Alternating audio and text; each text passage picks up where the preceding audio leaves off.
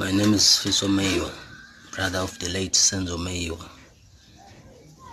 Hey, I'm very disappointed here by what the SAPS is doing. Last week on the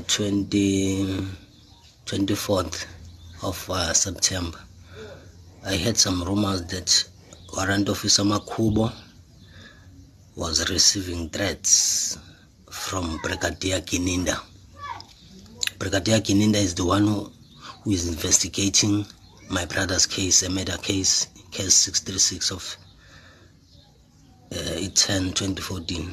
And Warrant Officer Makubo is the one who is investigating the second docket, case 375, which is defeating the ends of justice.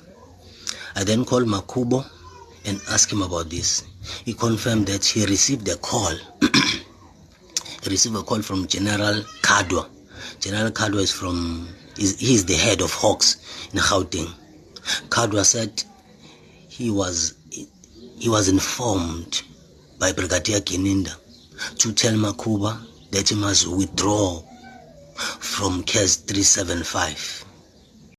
Hello Mzansi, welcome to Umgosi waseMzansi. Lo khulumako angibhodi wa Senzo Meyiwa wabulawa 2014 asukela wabulawa still akakasayitholi justice still namanje kusaphenywa liqala lakhe lokuthi wabulawa ngibani wafa kanjani njena indida le case lena alenda abantu abaningi baze bafile ngazuthi angeke azayithola justice. So bhuti waSenzo Meyiwa njengoba simuva u-expose SAPS kokuthi kahle ngibo labenta ukuthi liqala la bhuti wakhe lize lingasolveki, because kunebantu labadonsela le kunebantu actually who wants this case ukuthi vele ayingasolveki because kunebantu laba protectako. So hlezi akhuluma ngayo lenzaba lena, sambona lapha ku podcast ya Mac G wafika nakhona wakhipha ama files. Uyambona ngisho akhuluma ngayo lenzaba ukuthi he's just so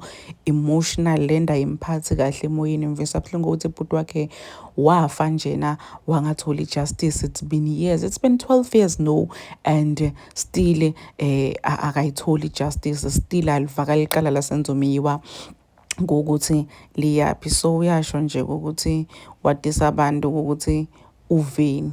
Yo guys, kumadima shem, may his soul continue to rest in eternal peace. Please do comment what you think below down on the comment section. Don't forget to hit the notification bell. I'll see you in the next one. I'm signing out. Goodbye.